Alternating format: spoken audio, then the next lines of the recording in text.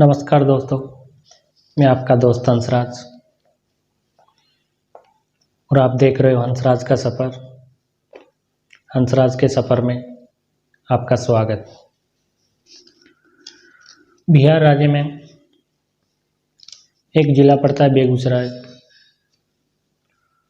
और बेगूसराय में भी एक गांव है मुसेरी।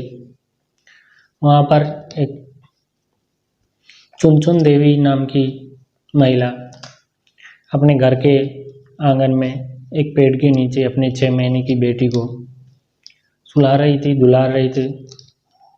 थोड़ी देर में दुलारने के बाद वो जो लड़की होती है वो सो जाती है, उसको एक चारपाई पे लेटाती है और लेटाने के बाद में देखती है कि जब तक मेरी बच्ची सोती है, जब तक मैं थोड़ी देर के लिए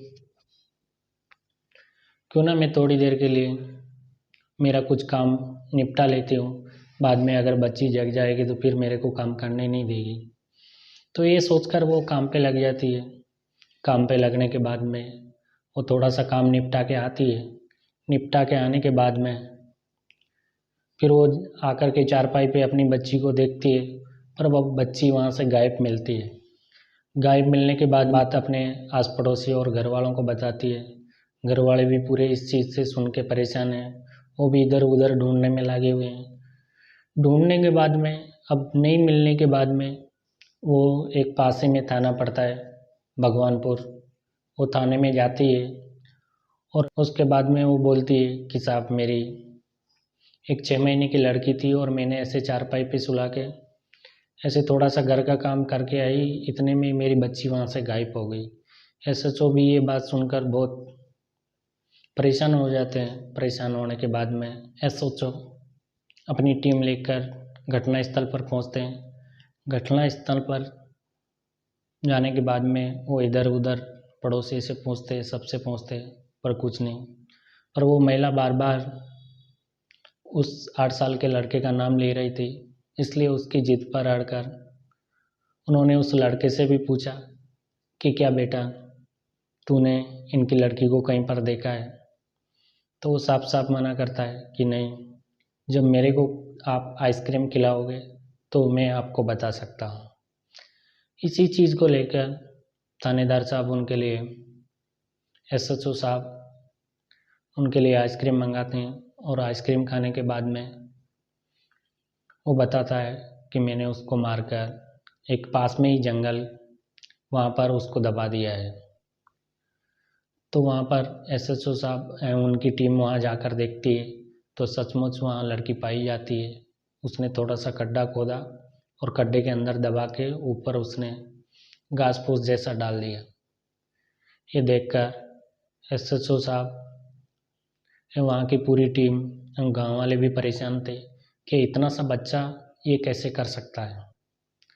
अब बच्चे को आराम से बिठाया जाता है और उसको पूछा जाता है कि बेटा, तूने कभी ऐसा और किसी को भी मारा है? तो बच्चा बोलता है कि नहीं, मेरे को एक दूसरी आइसक्रीम चाहिए, उसके बाद मैं बता सकता हूँ।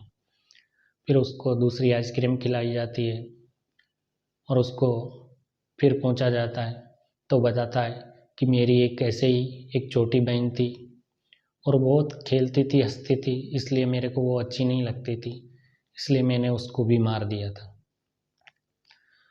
तो ये बात उसकी सच निकलती है। उसके माँ बाप से पूछा जाता है तो माँ बाप का जवाब था कि साहब, हमारी बेटी तो हमारे हाथ से चली गई थी, पर बेटे को भी हम खोना नहीं चाहते थे, इसलिए हमने पुलिस में इन्फॉर्मेशन नहीं दी। अब इसी चीज़ पर फिर उस लड़के को पूछा जाता है कि गांव में तूने फिर ऐसा कुछ किया है? तो बोलता है कि साहब, फिर आइसक्रीम चाहिए, मैं ये बता तो दूंगा। तो फिर उसको आइसक्रीम खिलाई जाती है और वो फिर बता कि मेरे चाचा का लड़का, वो मेरे साथ खेलता था, बहुत हंसता था, वो हंसता था तो मेरे को अच्छा नहीं लगता था, इस कारण से मैंने मेरे चाचा के लड़के को भी मार दिया था। उस टाइम में भी वही हाल होता है, उस बात को दबा लिया जाता है। अब उस लड़के को पुलिस ले जाकर बाल गृह में छोड़ देती है और बाल गृह में छोड़ने के बाद उसको ऐसी जगह रखा जाता है कि भाई कहीं दूसरा भी बच्चा इसके साथ में नहीं हो। क्योंकि उस बच्चे को भी ये इस घटना के साथ अंजाम दे सकता है। इसलिए उस बच्चे को एक अलग बैरक में रखा जाता है और निगरानी में रखा जाता है।